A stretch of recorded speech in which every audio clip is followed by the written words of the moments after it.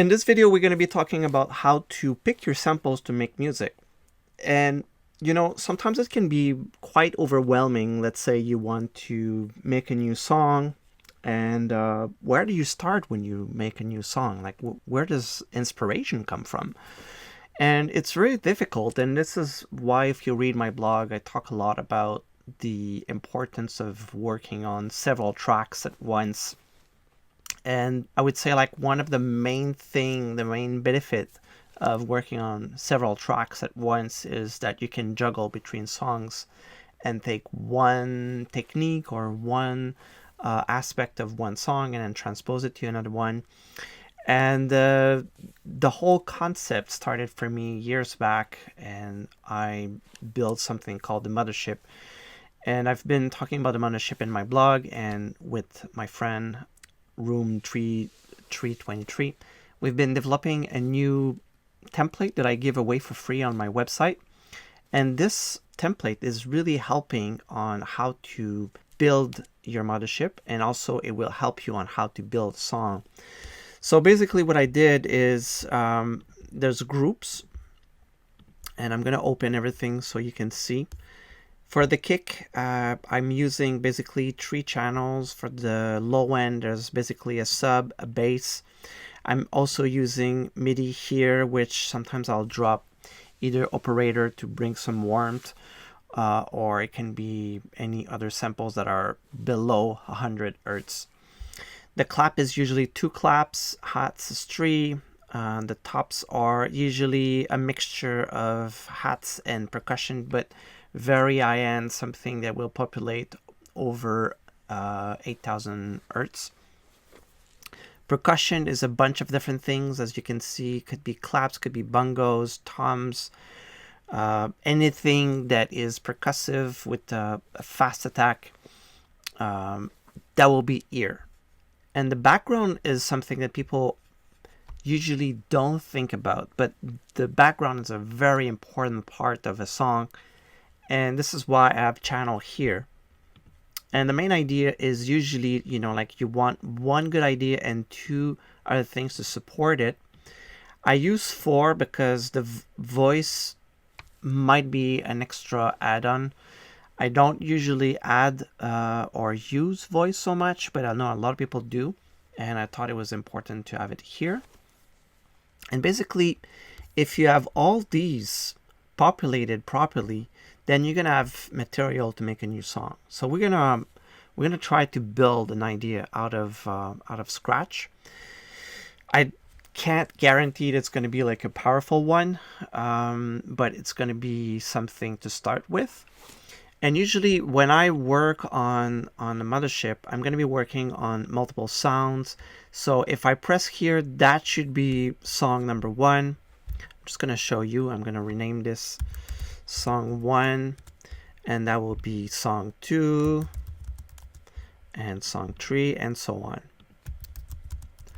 So the beauty of this is any song, basically all the percussion from song 2 should fit in song 1, and that's why you want it on the same project, so that you can juggle between them. And once you have like tons of options, you can try different things to see what fits best. So this is a regular kick. Okay, nothing special. I'm just going to lower it so it doesn't annoy me. And you're gonna see that, and this might be something that for a lot of people it might be kind of disappointing, but I use a lot of pre-made loops to start with, and there's nothing wrong with that. The main reason is I worked in an agency, a design agency before, and I was a project manager there. And, when they were working with clients, they were using stock stuff, like images like of people, images of building or whatever they needed, and they would throw it together as a mood board. The mood board is what gives like kind of like a sketch of where this is going to. It's not the final form. It's just a proposition of what is the mood of this track. And this is what I do, is I'll just grab a bunch of sample packs, sample loops, and just drop in here. And then as the song progresses, I will swap them, I will rework with them, and I will shape them into something else that I like. And it would be kind of a pity to not use everything that we've seen in modulation and not use it on the samples that we're using here. So for instance, the sub, so let's check for sub what I have. It says no sub here. So this is nice. I'm going to put it in percussion actually. Drop it here. Let's see in jazz to see if we have drum loop. I don't think we're going to have so much sub bass, but okay, here we found one. So for the sake of this, I'm just going to drop it here for the moment. And then I'm going to look for a bass. Now we have,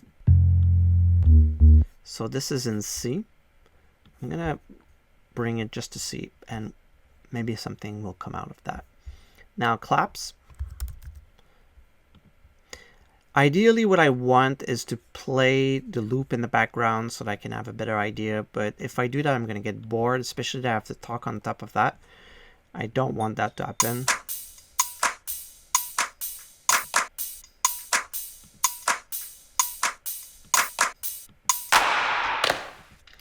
And of course, if I don't find what I want, then I'm going to be using a drum kit.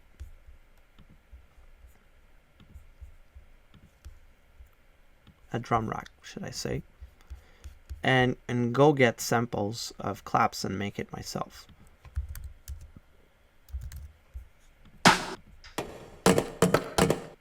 I like this. Even if it's a loop, I can actually... When it's the loop, I'm going to chop it into something that I want.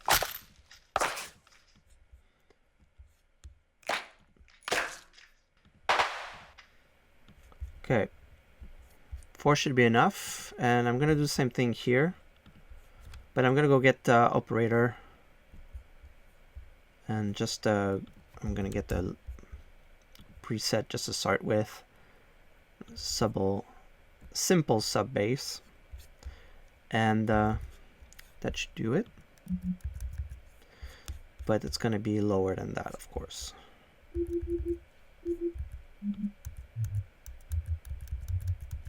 That's better. Cool. We got our claps, sub, hats now. Hats should be easier. There's tons of hats out there that we can use.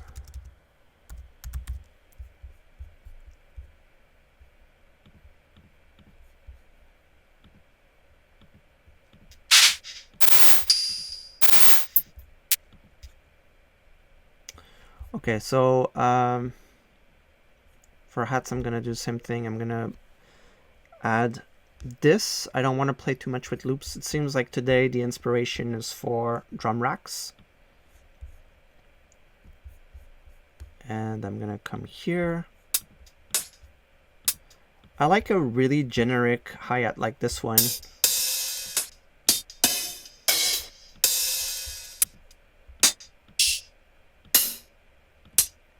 And what I'm looking for in any percussion is quality.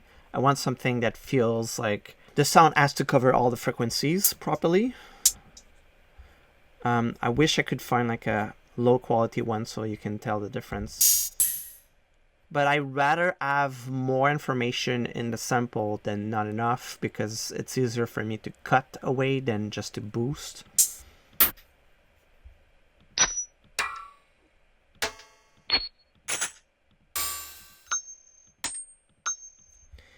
And there's two things. Whenever I pick samples, my sound designer mind will look at 3 components.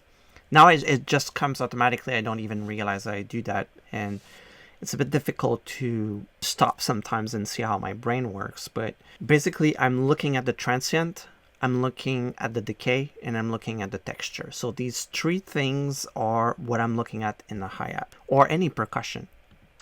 See, the transient here is like a talk, and after that there's like a nice little texture of like something that sounds organic. So this is like a good candidate. This is boring. I mean, this is really useful, but I rather have something that is long and then I can control it than have something short that I kind of get stuck with it. That would be more interesting. So I'll use this, because this I can use it to stretch a hi-hat that I'm going to be creating with that. And just for the fun of it, I'm going to go get the loop master, guys, of if I can find some loops. Let's see in here.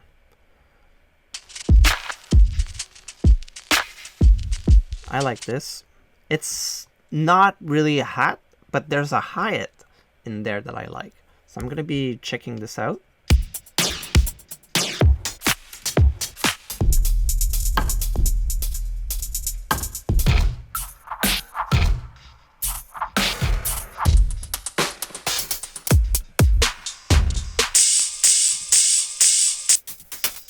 Okay, so this is the kind of sample that I hate because there's a lot of resonances in it.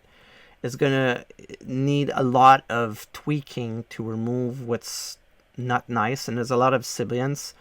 There's a really good plugin by Waves called Sibian that is amazing for that.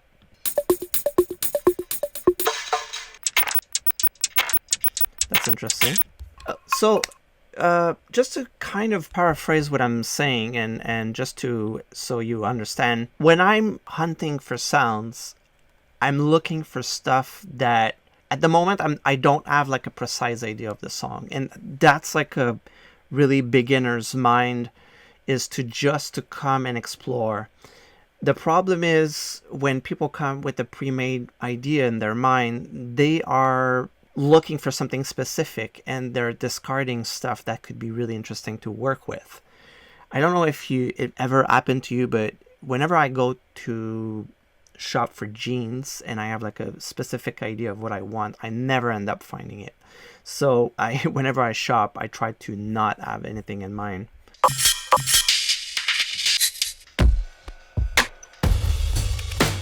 Let's go with that. It could be interesting. The tops, let's get tops. I'm gonna keep it very simple. Just gonna get loops here.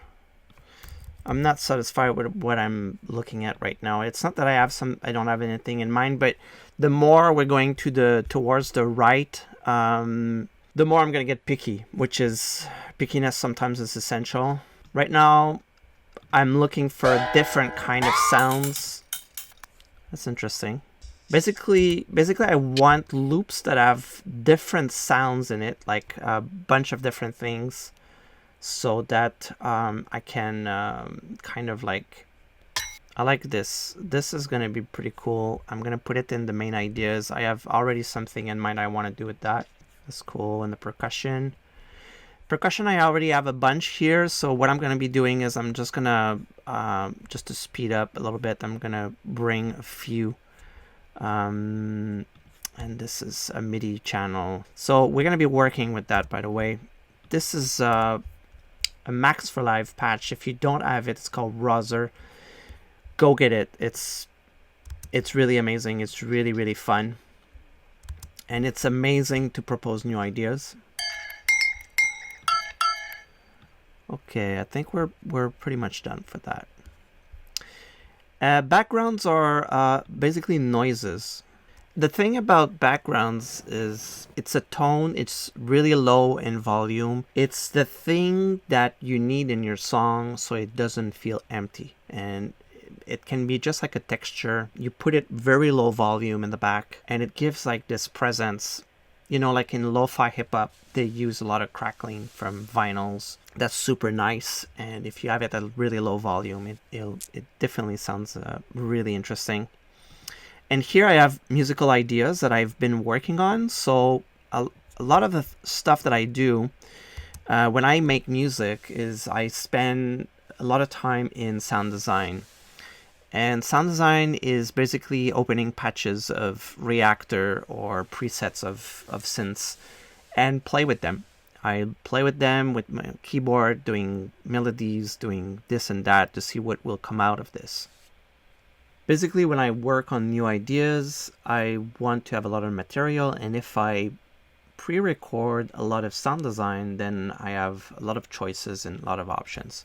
As you see, all these clips here are kind of ideas that I've done before and that I tested, and I either like it or it's something that with a bit of shaping, like we saw with the modulation, then I can have something interesting. Now that we have everything on hand, we are going to try to assemble a first idea.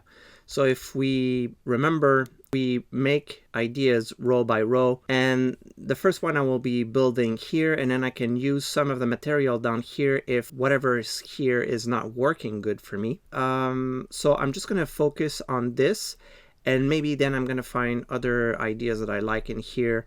I said I put some colors here. When I like something, I change the colors, and that can be useful after that if I open a session after months and to discover stuff that I forgot about. So whenever we work on an idea, there are some rules. I mean, those are my rules. You do whatever you want. You work the way that you want. But basically, I'm following my same rules all the time.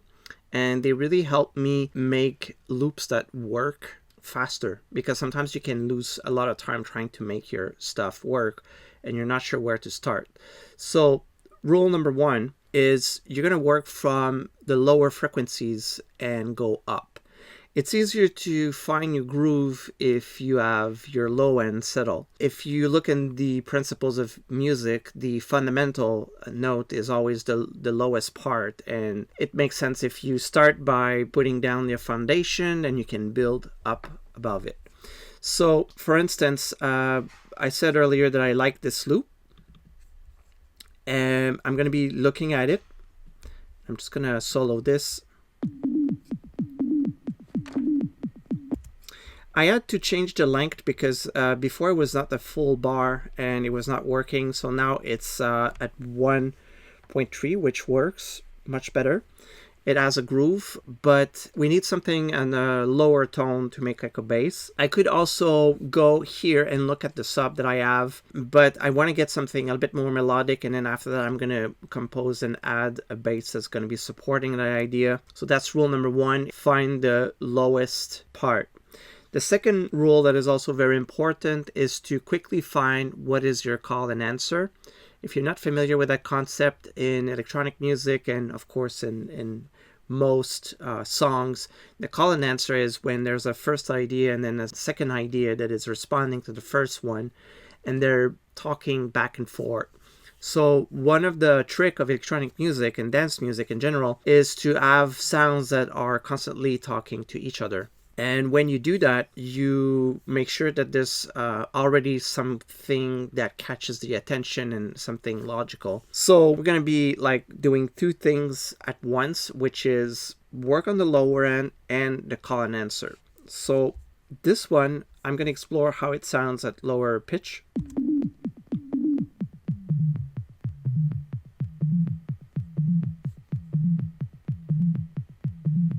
So I like it at that level. It's kind of a bass, but at the same time, it doesn't really have the full low end that we're looking for, but there's a start here. I like most of it, but I feel that we can cut out a part.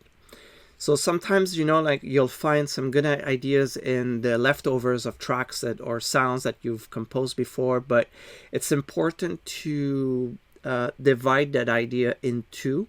And then you compose with other sounds that you have divided into, and then you kind of like do call and answer between different sounds like that. So for instance, this one, I'm on the envelope of the clip. The air volume will be shaped down. I'm just going to remove this.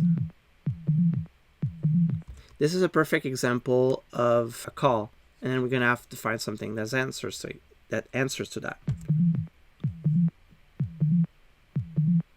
Even this could work. So now let's see with this.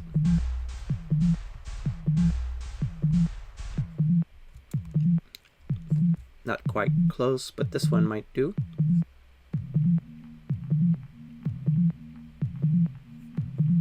So this one would be the opposite. I see that it's also one bar long, like this one.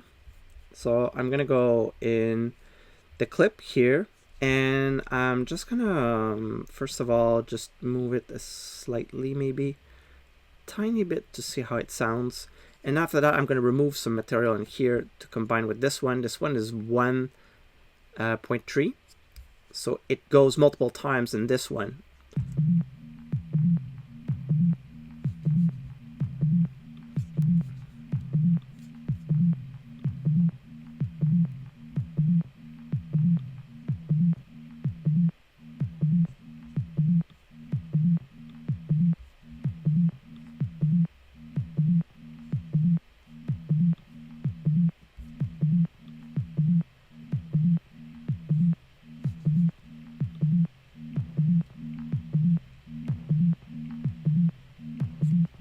So now there's like an answer, a call and answer. So if I remove this one,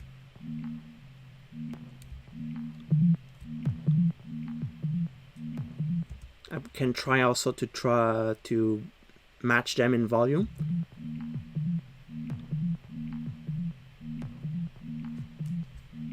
I'm going to grab both of them and bring up the volume.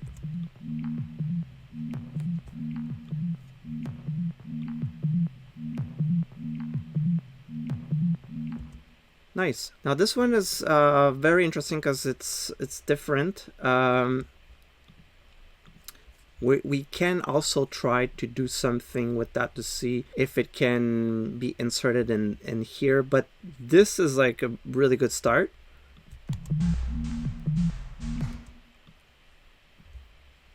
Let's try this.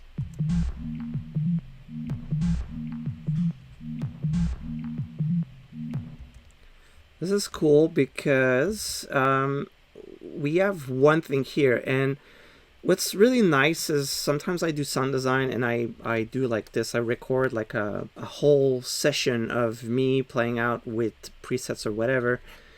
And after that, what you do is you can come here and then use maybe this part here. So I'm gonna show you how we do that. First off, I'm gonna remove linked here, and I'm going to make unlink, and the length of that is going to be 1 long. I'm going to come here, and we are going to do paste. I have to copy this first, of course.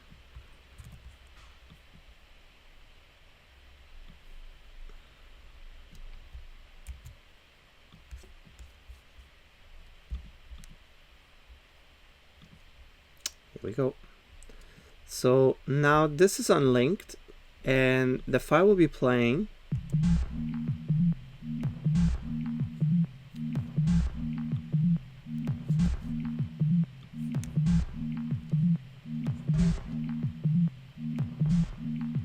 So what's happening right now is this has been looped and will be playing. It will be playing like from here till here, but the volume is only letting one snap happening at a time, which is because you see that this is a volume envelope and it's looking like this. And when this comes here, then the volume will be played only here, meaning that it will never be the same thing all the time.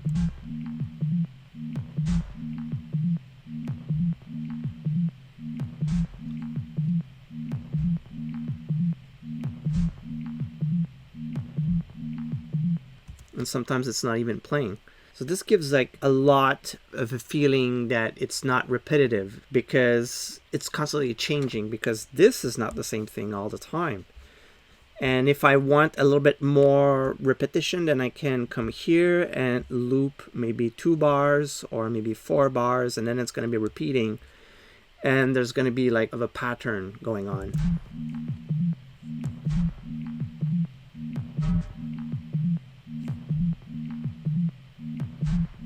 Now it's coming back again to where it was. I'm going to show you same thing with this one. So this one, Same thing, it's interesting, there's a bunch of hits, but same thing, I would like to only have like maybe the beginning, the first 2 hits be playing, but not the whole thing, and I want it to be changing all the time. Let's have a listen of what it sounds like.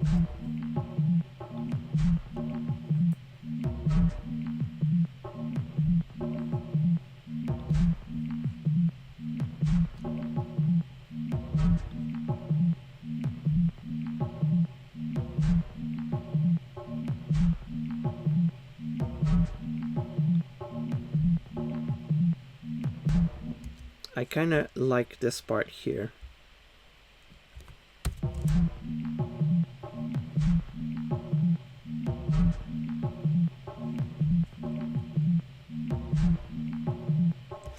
This brings a motif.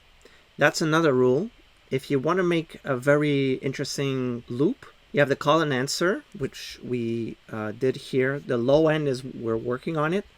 And then the motif. The motif is a phrase. It's kind of a melody. It's a theme that has been repeated through the entire track.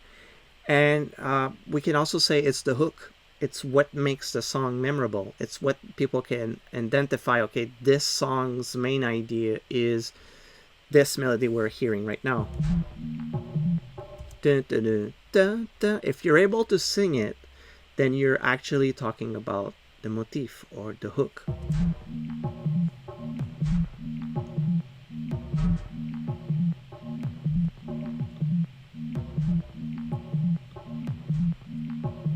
And the motif should come in clear and present, and this is why you want it to be a little bit louder than certain elements here. If I can hear it and I can hear the other one, then I know that I'm mostly at the right level. Now let's listen with other elements and with like the kick.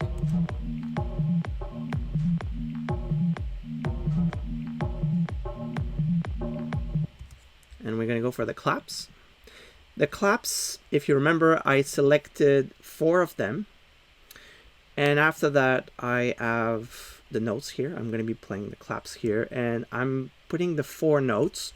So what I'm doing right now is I'm going to be playing them, but they all have an automation of a random LFO. So how do I do this? If you want to do it like on one and then all of them are played out to have the exact same settings or more or less. So what you do is, first of all, you activate the LFO, and then you have to do copy value to siblings, and then all of them will have the LFO activated. And after that, you select random, which is the last one here, and you do also copy value to siblings, and all of them will be randomly they're using a LFO as random. And then when you go in controls, you assign 100% to the volume. So this means that an LFO, which is a modulator, is modulating the volume randomly. So what it means is the 4 claps are playing, but the volume is changing all the time. So it will layer 2 sounds sometimes randomly, and it will make a new sound, and sometimes maybe all of them will be muted or very low, or maybe one will be loud. But one thing to know is that each time it's going to be different, and therefore it's never boring. So I'm going to put the clap.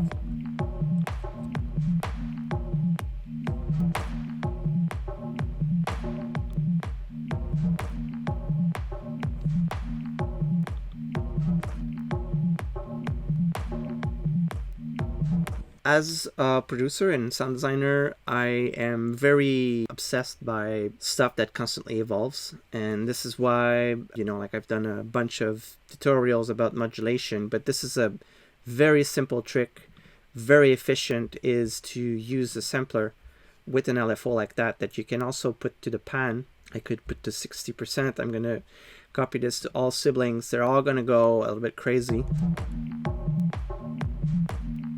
You hear it move.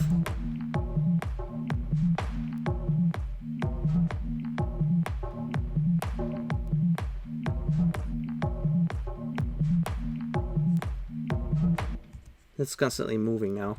With the hi-hats,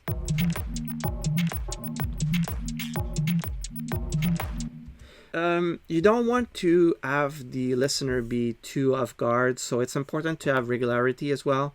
This is why hi-hats are super interesting. If you have like a loop like that, it's interesting because you can just have a little bit of change, but not so much at the same time. So what you can do,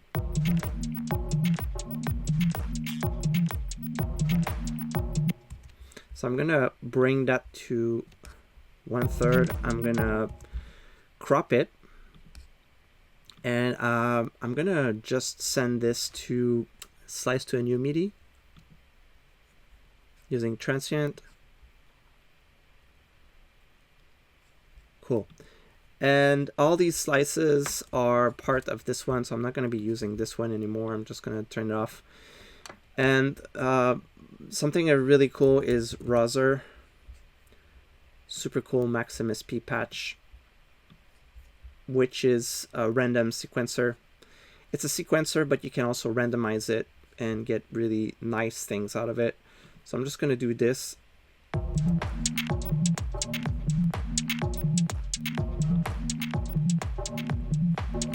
And as you see, like, it's different clips playing all the time.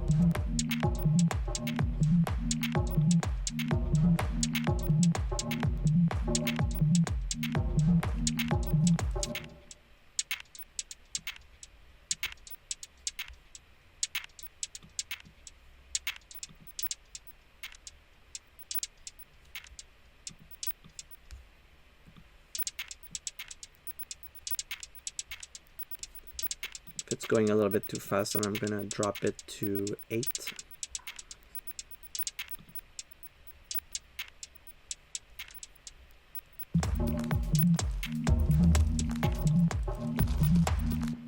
We can hear a bunch of things. I want to go too crazy, so I'm just gonna stick with the hi-hats for the moment. And a kick.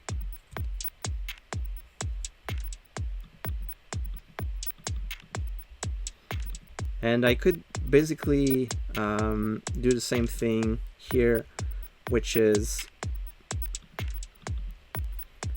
I would come here and go with the controls. Well, first of all, I can do it from here. So I'm going to do copy the value to all siblings. I'm going to go to random. And I can do a change here. Just to make a change, we can go for 1/8. And go to volume. We could do this as well. So I'm just going to make sure this is copied to all siblings. Copy to all siblings. Now you hear it move. Now it's completely moving.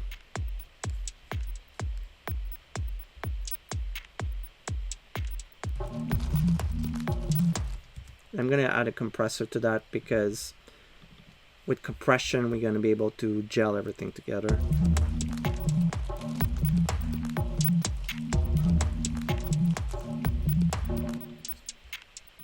So maybe there's some that I don't like. So this one here.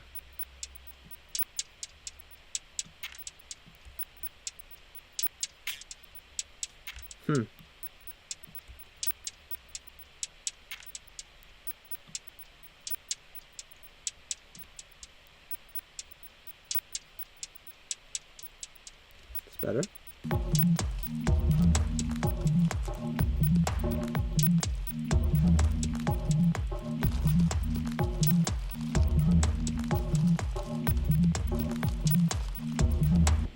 It's a good way of recycling pre-used loops that you can buy online. It's good to use loops, but you don't want to use them as is, so you can do stuff like that, which is randomizing, adding a little bit of modulation, and then boom, you have something with the same sounds, but it's yours. Like, it's, you reinterpreted what you had there. Let's check the low end. Just not going to use this one. This is pretty simple. But I do not need the second part here, so I'm just going to remove that.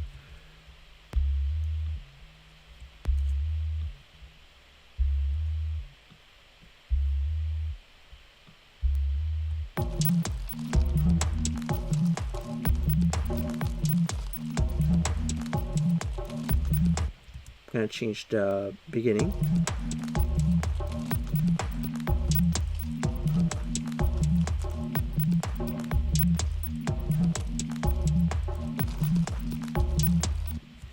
Again, we have like a bit of a call and answer here with the bass. I didn't want the bass to start right on. I want it to be moved tiny bit, and it would be nice even to just go a little bit off.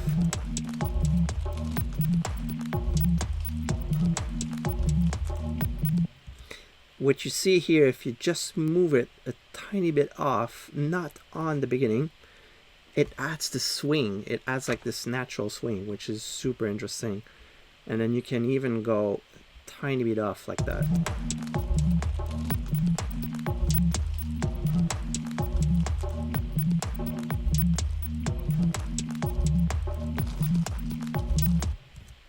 You can hear like these background noises. This is the background that I was talking about previously.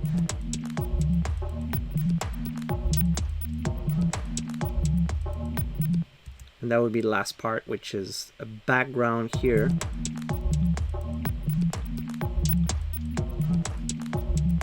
I want it to be really low.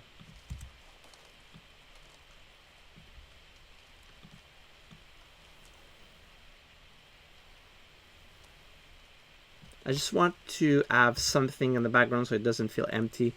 And this would be enough. A good trick also is to just dump that into reverb, which pushes it back, and that makes it like a really nice background. It says it all by itself, you know, if it's in the back.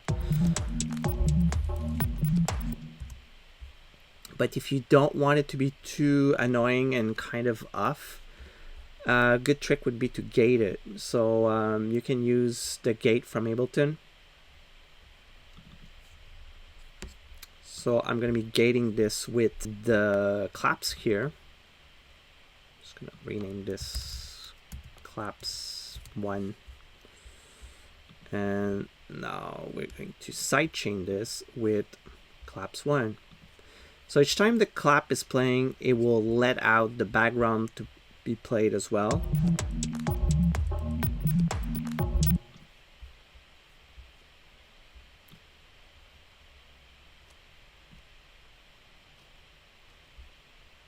And then you can decide with the, it's not an ADSR, but it's like attack and release. So a little bit of attack and then long release.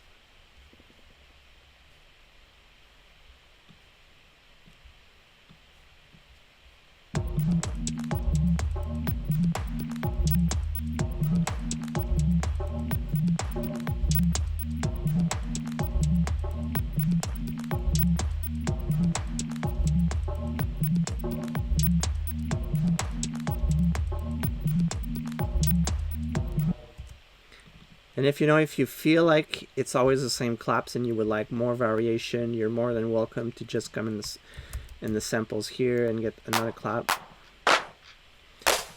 Not something too different than what you have before. Something like that could be cool. So I'm just going to come here, copy to siblings.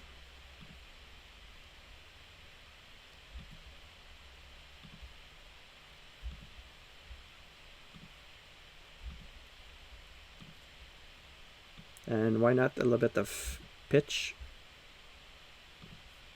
This one we're going to keep it short. Fade out.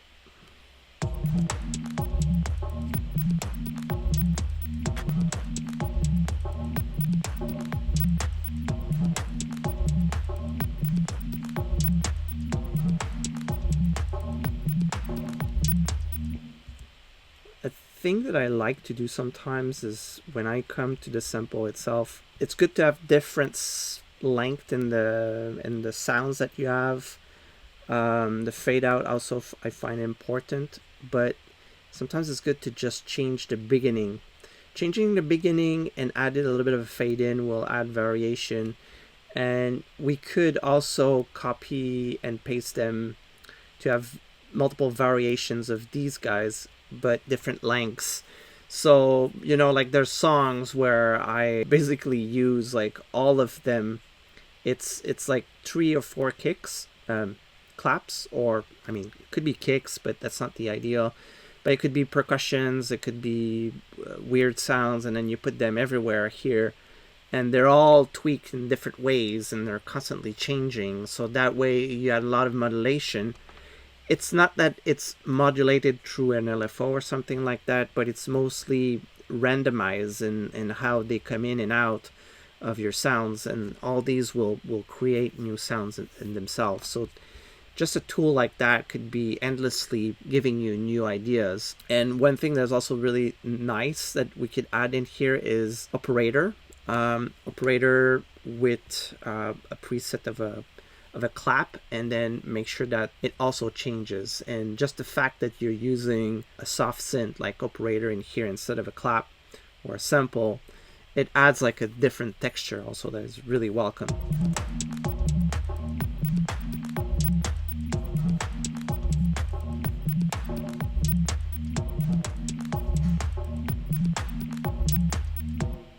So that would be it. That's one idea. And then what's cool is that I could come here and test to see if there's something else that I could be using.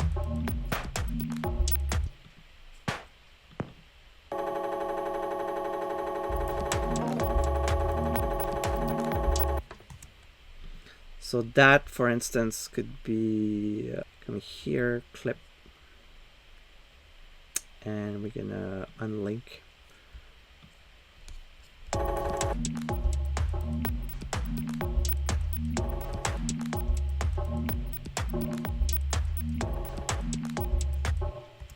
See, this is an idea, and I like really weird textures like that because I add envelopes and then they can become something else.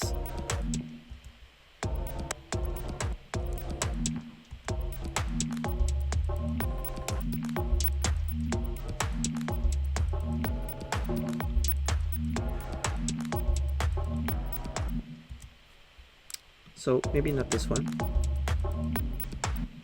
And so on. I mean, I have tons, so could take some time, but that could build a second song. I can make sure that this loop that I'm going to be building here has something in common with the first one, and they can actually, the call and answer can be between songs as well, which is lovely if you do a live set and then you have all these songs that are complementing each other, for instance. So that's it for now, and more to come.